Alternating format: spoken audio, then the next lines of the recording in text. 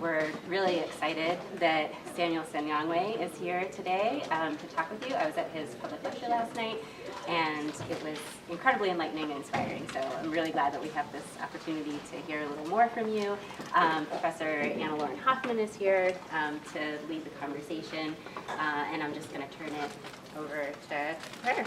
Awesome, thank you, and thanks everyone for coming. The way this is going to work, I'm going to go ahead and say just very briefly a little bit about Sam's work, and then, but mostly leave it to him. I will ask the first couple of questions to kind of shape the conversation, and then we will open it up, and it will be kind of a moderated Q&A. I don't see any strong objections to that format. Great.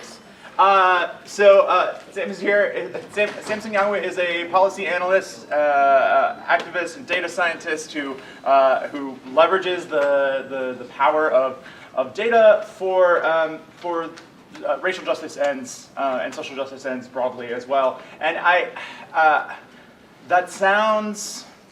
It sounds easy and cliche to say, like, leverages the power of data to do X. Because one of the things that became very clear last night is that the kind of work that you've done as the founder of projects like Mapping Police Violence and Campaign Zero has been overcoming a lot of the limitations of what data is available, how it's formatted, how it speaks to each other or doesn't speak to each other. And so before I get into some of that, I would love to hear a little bit about sort of your journey and how you came to engage in this sort of data-focused, data-intensive policy work. Yeah, so I studied political science. I really wanted to be a political science professor. That was like what I wanted to be. After graduating in 2012, I joined a policy think tank called PolicyLink in Oakland. It's a research institution focused on issues of racial and socioeconomic inequity. And so that's really where I learned how to use data out of the context of like an academic setting and more in the context of using it in an applied way to inform program and policy interventions with a social justice focus. So my job was to provide technical assistance to 61 federally funded communities that were part of the Obama administration's Promised Neighborhoods program. This was operated out of the Department of Education. It was an attempt to scale the Harlem Children's Zone model to communities of concentrated poverty across the country. What made that program unique was that it was incredibly data-driven. So in order to qualify for a $30 million grant over 5 years, a neighborhood, so $30 million in an individual neighborhood is like a lot of money. The neighborhood had to prove that it was making progress on the same 10 results and 15 indicators that track from the time a child was born to the time they entered college and career across that whole life cycle. They had to prove that they were making progress on an indicator at the population level. So that meant it was building a data system. My job was to help them build a data system that could track the provision of services all the way down to the classroom level, all the way up to every single child in the neighborhood level.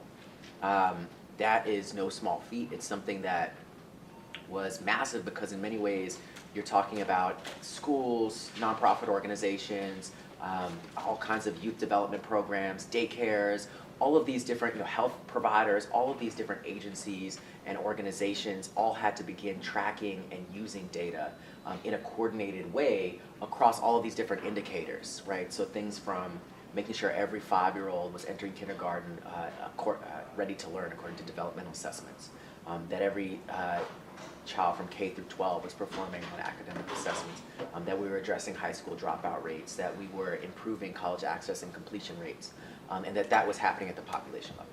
So that was the initiative that I was supporting and working to help communities use data to track all of that, to evaluate, to backtrack from the top level indicators to understand what were the inputs here, what were the approaches that worked in this classroom that didn't work in that classroom, what were the interventions that worked in this program that didn't work in that program with the same population that we can really use to inform what's working so we can scale it over time and increase how we're doing on all these indicators. Then in 2014, Mike Brown was shot and killed in Ferguson. and sparked this Ferguson uprising. National conversation shifted very much to be focused on policing and police violence and racism and white supremacy in society. And in the early days and weeks and months of that conversation, there was a huge question about data. In particular, as community members were taken to the streets demanding justice and accountability, they were met with resistance from a lot of folks, from policymakers, from academics, from folks in the media who would push back and say, well, how do we know that this is really a systemic issue? How do you know that this is really racism? Where's the data to show that this is a national crisis? And the reason the data was not readily available, was because the federal government, even to this day, does not collect comprehensive data on people killed by the police. So they can tell you how much rainfall there was in rural Missouri going back 100 years, cannot tell you how many people were killed by the police last year or the year before. And so that really was the beginning of my journey, trying to figure out how to apply a data-driven, results-based approach that I had been using in the context of education and addressing issues of concentrated poverty to the issue of police violence, where we didn't even have initially the data on the most fundamental indicator, which was how many people are being killed by the police and where. So that was the work, was building the database that didn't exist, right? Figuring out where was the data. It turns out it was out there, but it hadn't been compiled into one place. It hadn't been analyzed, it hadn't been unpacked to add value to that conversation. So the work became figuring out where the data was.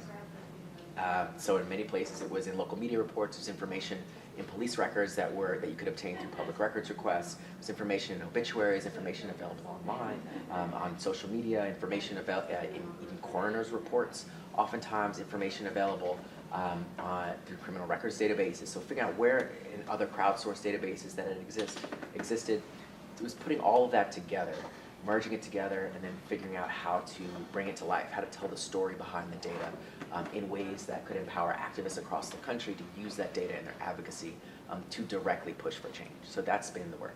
Yeah, this is fascinating. There's in the context of the academy, there is a kind of a stereotype or a joke about, people engaged in certain kinds of data-intensive research going for the convenience. Like whatever data sets are available, that's what we end up doing research on. We do more research on Twitter than we do on Facebook because it's easier to get access to Twitter data than it is to get access to Facebook data. And to some extent, that stereotype it bears out, I think, in some domains and not in others. But the work of compiling and bringing these disparate forms of data together is just a tremendous undertaking for the project, and I'm wondering if you could tell us a little bit about how you got that done. Yeah, really this was, so I was still working at PolicyLink at this time. This was actually kind of interesting because they wanted me to do the job that I was there to actually do, and I was like, we gotta build this database. So I show up to work and half my time I would just be plugging away at a spreadsheet. The way that we got it done was, first of all, looking at what was out there in terms of existing crowdsourced databases. There were two databases. One was Fatal Encounters, and the other was killbypolice.net. These were operated by two different people who essentially, for the past several years before that, would wake up every single day, and they had a system of Google alerts where whenever a article that had keywords in it, like officer involved shooting, police shooting, in custody death, whenever there were articles like that, they would just find the article, get the link, put it in a spreadsheet, post a spreadsheet online. And this is where, so this information just existed. There was an article that came out from 538.com that in those early weeks of the movement was the federal government doesn't have good data on people who were killed by the police, but there are these two crowdsourced databases that existed. And they audited those databases. They took a random sample, I think it was 200 or 400 of those cases, and they checked them all. They're these were 100% accurate. And by the way, between the two databases, there were records on about between 1,100 and 1,200 people killed by the police per year. So at that same time, I was working with the Human Rights Data Analysis Group, collaborating on another project.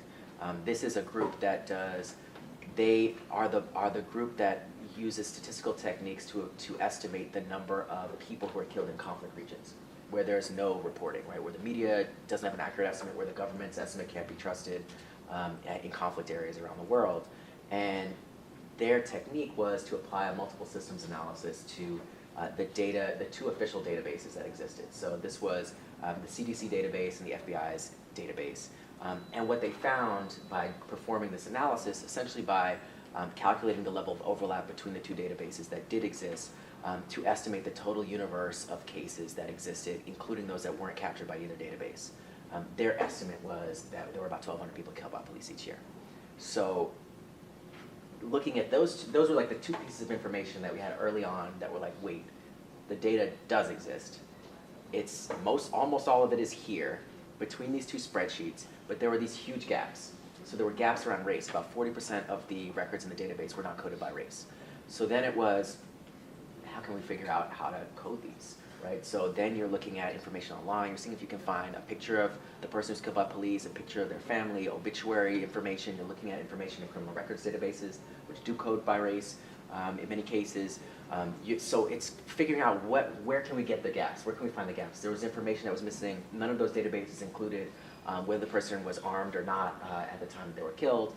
So that was from the media reports. We could glean from the media reports. We could find information where we could.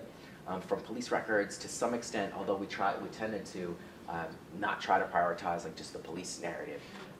Information that was obtained from videos that were shared online or information that was posted online about what happened, and put all that together to help code that column. And so from there, it was just expanding, right? So we have our set where we merge these two databases, we filled in the gaps. Then it was, how do we bring this to life and how do we keep it updated over time? Fortunately, about 2 months or 3 months into this, after we released the database, the Washington Post and the Guardian essentially lifted our methodology and created their databases, which like is whatever because they had a lot more resources so they could like maintain this process over time. So then we were able to integrate some of the work that they had done after the fact to integrate into the database where they had done some follow-up work, getting information that we might not have gotten. So now we have access to a range of different databases that we're able to keep updated over time, to merge together, to fill in the gaps over time, and that has been the data set for fatal use of force that we've maintained. Now have over 6 years of data. This is incredible. It's mind-blowing how much work went into this. And but given some of the limitations that you've noted, some of the gaps that you sought to fill in various sources, some of which are more reliable than others, how have you been able to, or how do you talk about the work to people who, whether they're in policy or in academia or elsewhere, who might want to like hand wave away because of some of the limitations or because some of the messiness of the work? What is the response? Yeah, well, part of this is again why it's been helpful to have media organizations also decide to get into this space, because if you're quoting, like if I'm going to give you a statistic and you dispute my statistic, I mean the Washington Post and the Guardian's database is almost identical. The only difference really is that the Washington Post database is only fatal police shootings, and so if you were killed by a police chokehold or some other form of force, they don't capture that. The Guardian's database wasn't updated past, I believe, 2017. But for a long time, I mean, it was like, we had helped shape and establish a methodology that the field began using. So you didn't have to depend on us for the data. You could get the data from a variety of sources, but it would say the same thing. And so, that was sort of a way that we could overcome some of that. Mm-hmm. So you didn't have to trust my word for it. You had to look at the information that we had posted online. And if you didn't trust that information, then the information that's posted online in this other site. The other piece of this was just being radically transparent about the work and the data. So it wasn't that I'm just like saying a statistic out of nowhere and you just have to trust that I know what I'm talking about. All the data is posted publicly online, right? Our full spreadsheet. You can download it, conduct your own analyses. And so that was part of it as well, making sure that we were being as transparent as possible so that if people did dispute the data, they could conduct their own analyses and come back at it, at the data however they wanted. So those are like two ingredients that helped. Yeah. That's great. Now I want to get into this transparency piece for a second. So there is kind of, there is in some spaces what one might even kind of like call like a cult of openness, where there's an idea that merely by posting the information, merely by making it available as like a spreadsheet online or something, is serving the interest of like the democratization of information. But the projects that you're working with sort of go beyond that. So when you talk about radical transparency, it means more than posting a link online, and I would love to hear a little bit more about that. Yeah, so it means not only doing the research, doing the analysis, and having the source data somewhere in GitHub or whatever. It means actually bringing the data to life in ways that are accessible to as many people as possible. So if you conduct a really complex analysis and the only thing that you do is produce a really dense academic paper that maybe only 3 people on the planet can read, like, have you really added value to the conversation, or have you done an interesting project? So part of this is, how are we communicating the work with all of its complexity, with all of its challenges, and in ways that regular people can understand, that regular people can use in their work, right, to inform their work, to shape their behavior, to shape agencies and institutions' behavior. So that's been the work, is not only publishing the data, but visualizing it in ways that are accessible, in ways that are localized, so you can see the data for your particular city. You can see which policies your police department has in place, which policies it should have in place instead. You can read the language of those policies. You can see the link to the policy documents if you want to see the source document. You can see for our database, you can see each incident, right? You can click on the incident. You can see the person who was killed by the police. You can see the narrative about what happened. You can see the link to the source article. So it's just unpacking the data in ways that are accessible to people. I think is critical. It's a critical skill. So you're not just talking to yourself, right? And I think particularly for social change, particularly for changing policy, it requires being able to change public opinion. It requires being able to change the opinions of legislators, often whom are not very data literate, right? They demand data, they demand research, but they really don't understand data or research. And so you have to unpack that in a really simple way for people to understand. And that's a skill, like that you have to know how to do that if you want to change the policies that need to be changed to address the issue that you care about. So it is a mandatory requirement. So that's been sort of the work. Also using social media, so like Twitter, to unpack the data as well. So and that means that you have to also be responsive to the national conversation. It's not on your timetable, it is on the nation's timetable. And that means that on Twitter, people are talking about police violence in fits and spurts, right? They're talking about police violence when a video comes out showing a high-profile incident of police violence that everybody's talking about. And in those moments, if you don't shift the conversation in those moments when the news breaks, you've lost a lot of people. A lot of people tune out after a certain amount of time if they didn't get that information that they needed to understand what policy and practice interventions, what the data show are the most effective interventions for them to take. What are the advocacy opportunities that they should take? Who should they call? Which city council meeting should they show up to? If you're not packaging that information for people on the platforms where they are, when they're talking about it, you've lost 99% of your audience already. And that's just not, we just can't have that, right, on these issues that we care about. So that's all part of democratizing the process, democratizing the work, so that more and more people can use the data in their own advocacy. Yeah, I really appreciate that sentiment. That there's a certain level of engagement and involvement that is necessitated by this idea of democratizing information, and not just information wants to be free, or it's just going to be just put it out there and it's going to work. Before I turn it over to folks to ask some questions, I would love to, since we've talked a bit about the process and the projects, but we haven't talked about any of the results. What's something what was a finding or two findings that really surprised you? And then also, what would you consider to be some of the most powerful sort of changes it's affected? So in terms of findings, I would say one thing that I think I hadn't realized getting into this work was the importance of police union contracts to the structure of police accountability. It's like this strange, obscure concept that seems like really in the weeds, but it turns out that your police department is negotiating, or your city is negotiating its police accountability system every 4 to 6 years with the police union. Those negotiations happen behind closed doors. The city council has to vote to approve whatever contract they come up with. And many city council members, turns out, don't even read those contracts before they approve it. And once they approve it, the contract has a green light provision, which means it remains in effect until both parties agree to change it, including the police union as one of those parties. So essentially what that means is a number of cities, including Seattle, are locked into an environment where they've already negotiated away so many of the powers they could have had to hold police accountable.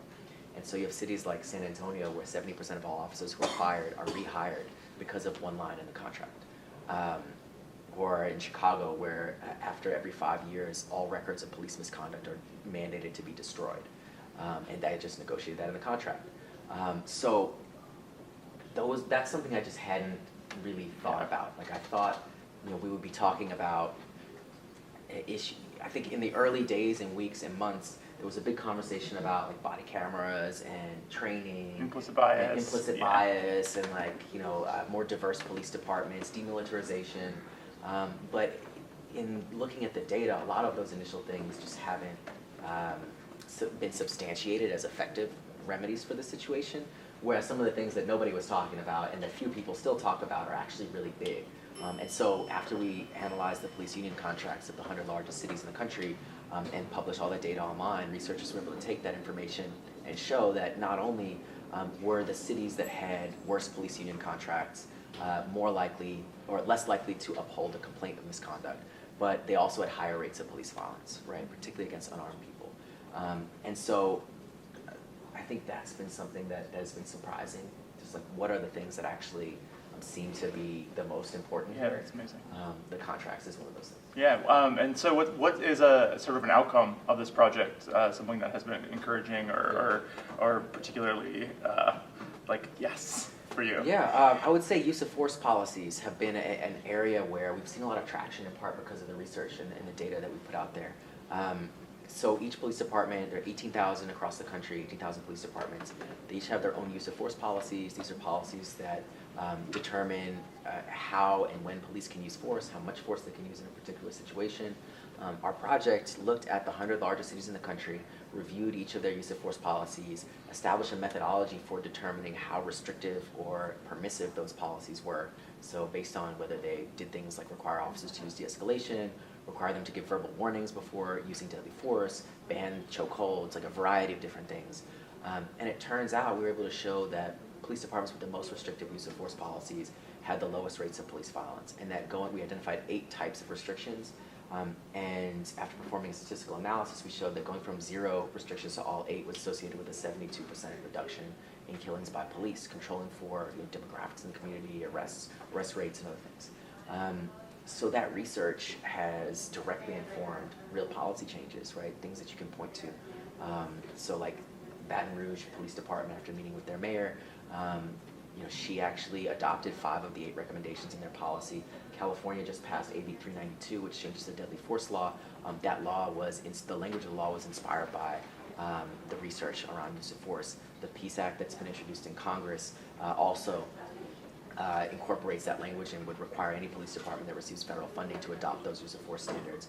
And now, even after meeting with many of the presidential candidates and their teams, like that has become a standard in the Democratic field now. If you look in their platforms, whether it's Mayor Pete or Elizabeth Warren or Bernie Sanders or Joe Biden, changing police use of force standards, even incorporating the specific types of changes identified in that study, are mentioned in there, right? And these are the people who hopefully will win and have the power to enact those standards through administrative action. They don't even need legislation to actually get that done through the DOJ. So I think that has been one of those examples where, just this one study that we did with no resources, really, volunteers and students across the country, helping to compile these documents and evaluate them, training people how to review their policies for their cities, really has contributed to substantial change. And we're seeing in places now that have changed their use of force policies, we're seeing a real reduction in police shootings. So it can actually make an impact. Awesome. Thank you. Now I'm going to go ahead and open it up for folks who might have questions. We have about 30 minutes left. We have a hard stop at 4:30. So if you have a question and keep it succinct, that'd be awesome. Thank you. Yeah. Please introduce yourself too, so we get your name. Sure. Yeah, my name's Tushar. I use he pronouns. Just to follow up on what you mentioned about the police contract, after having done that research and like published those contracts, have any of them been renegotiated? It's like really frustrating to think that like the police union might have to give buy-off on the start of like the renegotiation. Yes, there has been. So since we released the project, there was some initial movement in San Antonio. San Antonio became one of the first cities that we found where like this became a legit, like the accountability measures in the contract became a legitimate policy issue that was being discussed. Usually the collective bargaining is all about wages, benefits, and the accountability issues are just sort of slipped in there as a concession by the cities, but they're not reported on, they're not the subject of like debate. This is one of the first times where the city council did not have a unanimous vote to approve the contract. It was like a 6-3 vote. They did ultimately approve the contract. They had, I believe Julian Castro actually spoke out about the contract, which was like one of the first times like a major figure nationally had spoken out about it. That was like the first movement that we saw. Then we saw in Austin where after we published the study, again, because we broke it down by city, right? We didn't just do like a research paper that was like 50% of contracts have these provisions and not tell people which cities had which provisions in the contract. And so in Austin, the organizers, after we published the study, saw that Austin had one of the worst contracts in the country, and then they organized a whole local campaign around it. They turned out about 200 people to the city council meeting where they were voting on the contract. They were able to get the city to allow them to sit in on the contract negotiations. They invited us in, so we met with the city council members, all the city council members, the mayor's office, and they did change the contract. The city voted unanimously to reject the existing contract and to adopt a different contract. Didn't get everything that we wanted, but did change a number of the accountability issues that we flagged. So like for example, we flagged an issue where there was a 180-day rule. So if you submit a complaint about police misconduct more than 180 days after an incident happens, in Austin, they're required to just throw out the complaint. And so there was a very high-profile incident where a young black woman was beat up by the police. She did not submit a complaint at the time, but later on, video came out that it was recorded on video. The video came out about 180 days after the fact. Once the video came out, the police department could do their own internal investigation to figure out what happened. They decided that they couldn't discipline the officers because 180 days had elapsed. So that provision has actually been dramatically changed from the contract. And there are a range of other things that have also happened in the contract that have reinvested millions of dollars into community-based approaches rather than policing approaches to a range of different things. So that has been one of the examples where I think the city has really stood up and decided to hold the line on the contract. We're seeing in Portland right now where they're organizing to do the same thing. And Seattle next year, your contract is up for negotiation. So this could be an opportunity for Seattle to be the next city.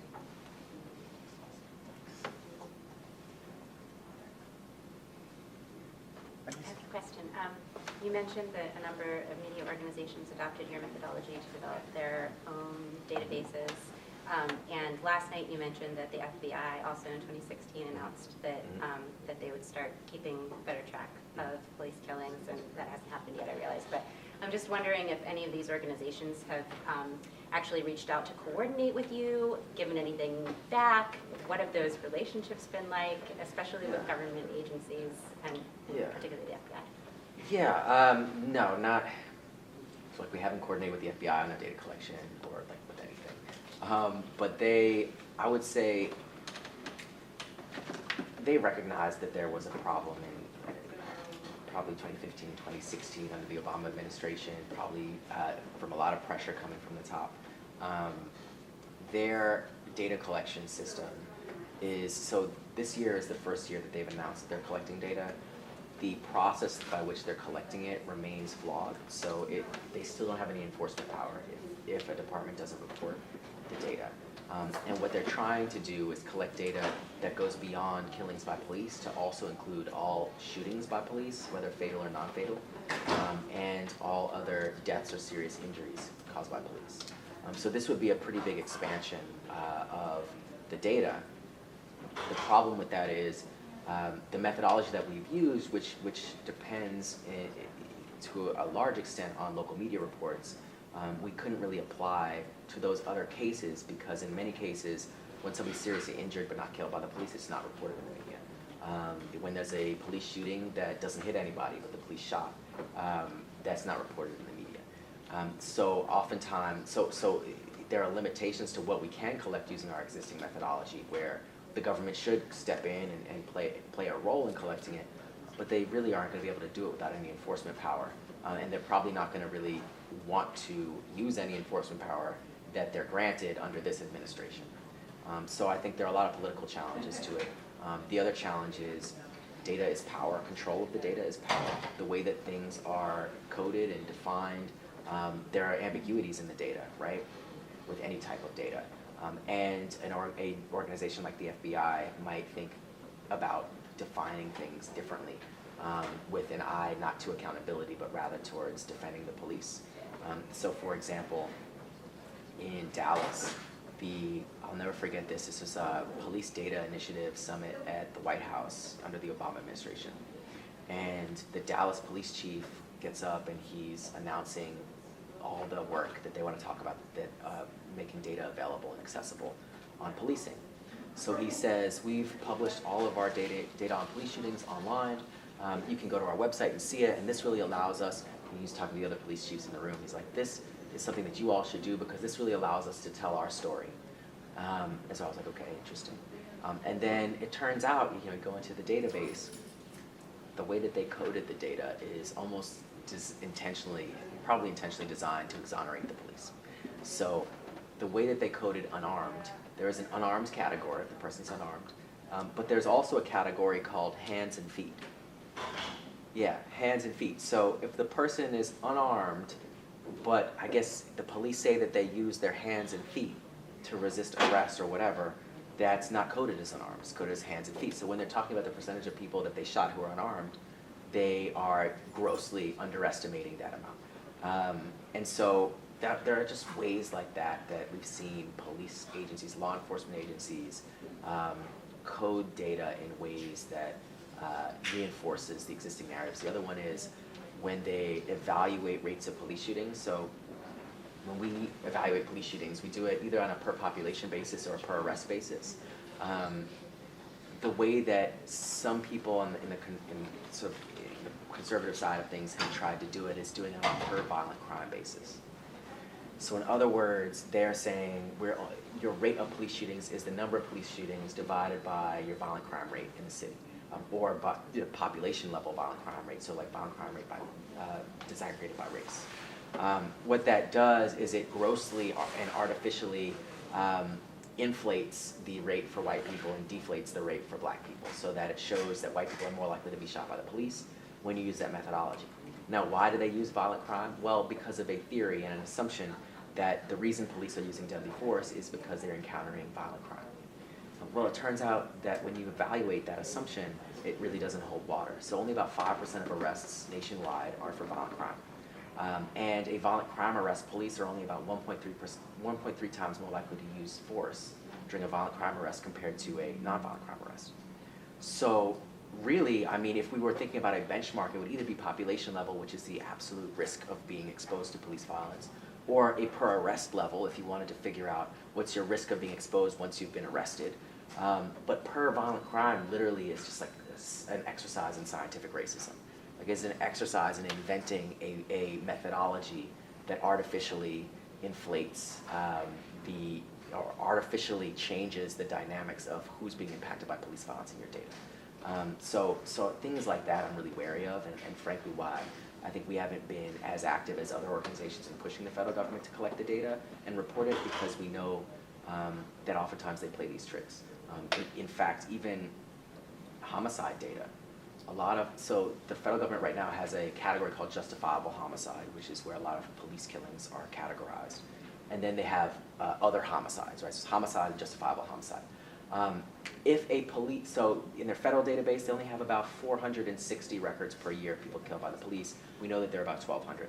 What happens to a lot of the rest of those records? Well, they get classified and grouped in the broader homicides category.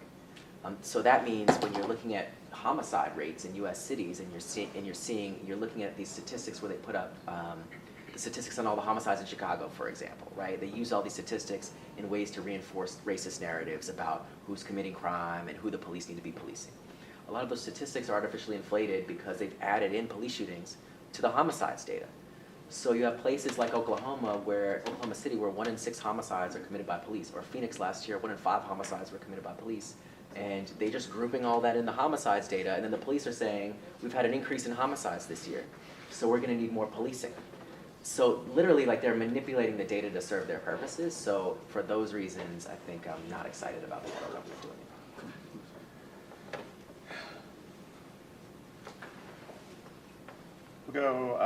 We'll go back here and then we'll come back down front. So I had a question more related to the sustainability of the effort in the project. It sounded like you were kind of, it started off you working at your day job and then like spending, like squirreling away all your free time / maybe some of your work time devoted to this effort. I was curious about, from the data's perspective, how are you're saying in the beginning there were these 2 spreadsheets essentially that linked directly to like web pages or whatever. We all know that links do break. How are you documenting that, or are you do you have some way of preserving that data and that information where you can actually go and say this number comes from this place, or is there an easy way to get to that? Yeah. Part 1. Part 2, the broader effort. How are you keeping the lights on? How are you making sure that this goes for longer than whatever time you want them to? Great question. To the first question, not well. I think, yeah, we could use help with that. If you have a methodology that we can do that quickly, right, let's do it, let's collaborate on preserving the documents. I was always thinking, we could use the Wayback Machine, maybe find these. I hope that works. I don't know, maybe you'd probably be able to tell me better than I know if that approach will work, if 3 years, 4 years down the road, if the article is no longer available. To the second question about sustainability, it's difficult. There's not a lot of funding for work focused on ending police violence. There's some funding for criminal justice reform work. It tends to be focused on issues like bail reform, electing different prosecutors and district attorneys, some work on broader issues of mass incarceration, but not a lot of funding about how do you stop the police from killing people. Not a lot of funding in that. I think there was initially in 2014 and 15, there was some money made available by major foundations. That money, I think, is all gone, and I don't know where it went. Like, honestly, it went to groups that I hope used it in good ways, but there's like no accountability for it. And so now I think we're in a circumstance where the only money, about 90% of the funding in the space is going to very few organizations, mainly the Center for Policing Equity. And the problem with that is, one of the reasons they get a lot of funding is they're able to say, we work very closely with police departments. And that's sort of in their pitch. They work with police departments that allows them to get access to all of the police data that the police may hesitate to give us, even though legally they're required to, so they charge us a lot of money for it. So they get that, the Center for Policing Equity can get that data. The problem is, in order to get it, they have to sign a contract with the police department that stipulates that they can't share that data publicly. That they actually can only, in the end of all of this, produce an internal report for the police department. And if the police department doesn't listen to the conclusions, that's it. Like, it's not helpful to organizers at all. So that's, we're not gonna sell out, right? Like, we're not gonna try to create an environment where the only way we can say something is if the police allow us to say it, or the only way we can release data on an issue of critical public interest is only if the police green light it. That's just not the work or the way we do the work. I think it's important to have people who are like insiders who can help the police build out systems that can actually track things that they aren't tracking so that we can then request that data later. But that's just not us in the space, and as a consequence, it is harder to raise money. And so the majority of our money is actually from individual donations that come in online. People go to our websites and just like make small dollar donations, which ebbs and flows, right? That depends on public interest in the issue. I think particularly since now that we're under the Trump administration, a lot of the oxygen has just been sucked out of the room for a variety of causes. Like the only thing that's in the news right now is the next scandal that the Trump administration has engaged in, and that's where all the attention and the resources go. So it's a huge issue, sustainability in the sector writ large. We're no different than that. I do think I've been fortunate to get like a fellowship, right? So the Leading Edge Fellowship from 2015 through 18 was able to like provide me with like no strings attached, like essentially a salary, no strings attached to do whatever work to sort of set up the vision. But now that's over, right? So now it's like figuring out how do we sustain that. One strategy has been just volunteers. So like working with volunteers across the country who care about this issue, who have some time to spare, and figuring out how to plug them into the work so that it's not all on a small number of people to manage all of this data collection analysis. But scaling is very tough under those circumstances. Thank you. Was there anything that you saw in the data where your intuition was like totally wrong? I always find that really interesting when I like am expecting one thing and then it's actually something completely different. Okay. So I think one thing that has been interesting is this conversation around body cameras.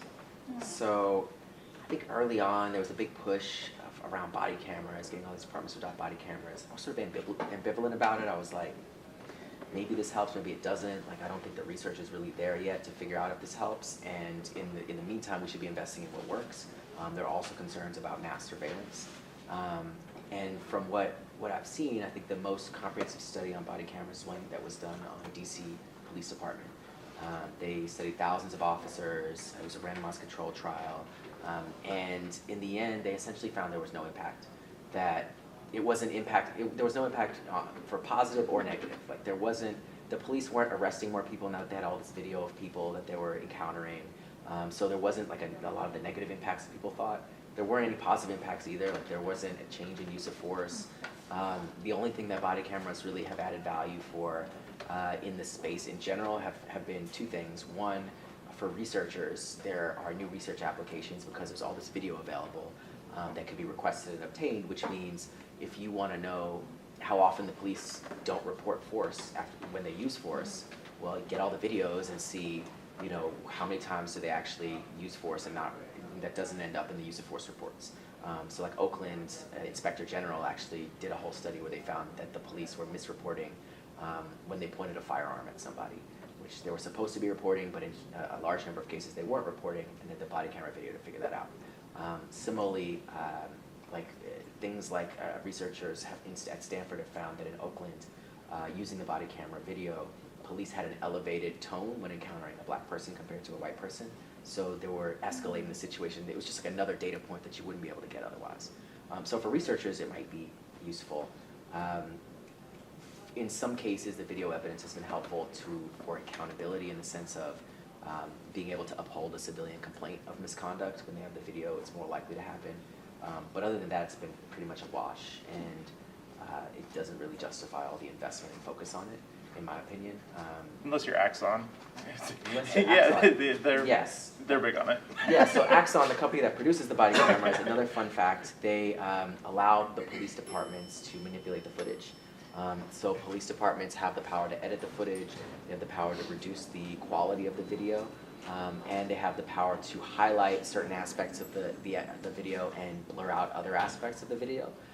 So again, like if I were thinking about how to structure this program, it would definitely not be giving the police department full control over the video. It would be housing that video with an independent third-party organization that was community-led that could hold the police accountable with that video.